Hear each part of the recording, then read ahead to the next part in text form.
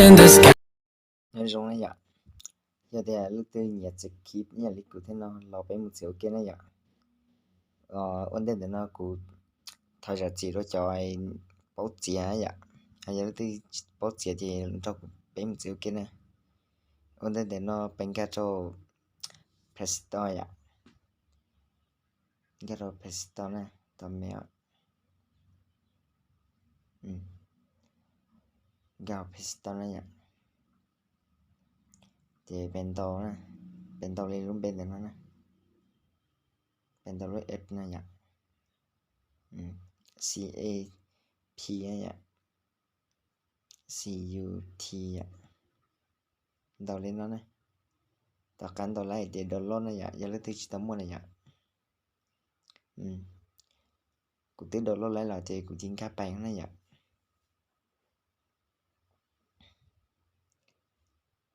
Ta cắn các bạn trong là thì bạn đầu là tụi mình buồn này ạ.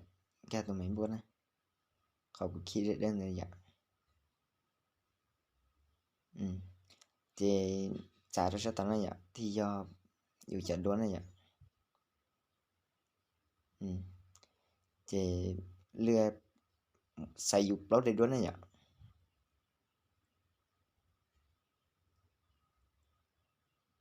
Ta cá xài lót để đuối là bê tồn ta khỏi của đây đâu nữa này. Bắt lấy nhá về là ạ. Để thì in để nó bắt bê chút orbi nè.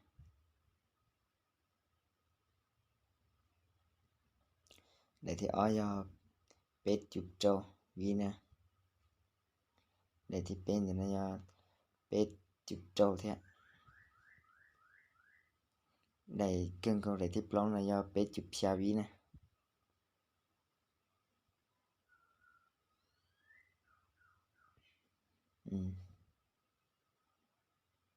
Tất cả đi nó thì bê tổ cho dù để đuối này ạ.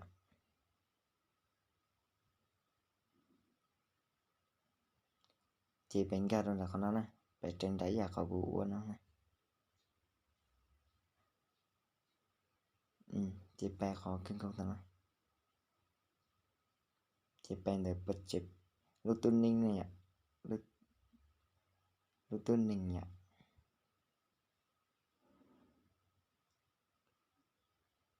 Tan tròn này. Có thì in nó tan tròn này. Còn nó tan tròn này.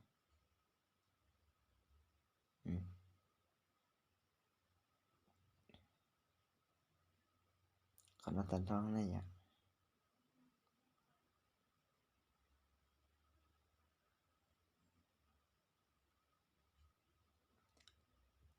Còn nó có tan tròn này ạ. Thì bên nhìn thì tụi mình thứ nè. Thì mất khả tạo của cắn là lì bật chứ.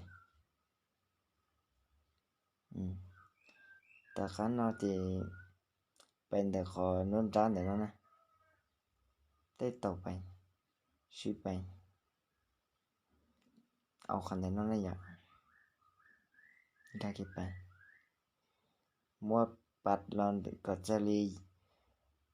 Xuân chụp gì bí nhỉ. Thì bên để khó nó nè. Tết tàu rồi. Thì bên để mình thư.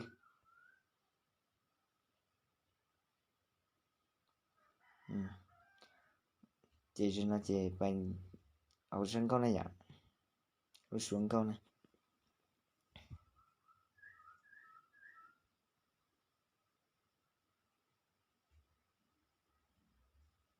Bạn thì có nó này áo xuống câu này.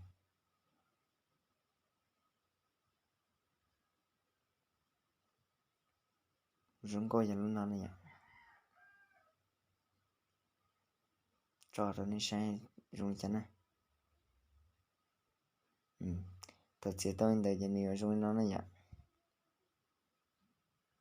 Giờ thì lấy từ một chiếc lấy từ chính cái xe nó là xong để comment to của mình liệt kia nè. Thật sự tôi chỉ dùng nó này ạ. Tất cả sẽ tôi nó lại thì bài bức số từ lúc xuân xuống này ạ. Bài đồ lô nè. Bài số nó này ạ. Đồ lô nè. Mua chả có cân có chỉ bay cá hẳn na nhìn gì đó lốp bánh này nên ta sẽ dạo cho này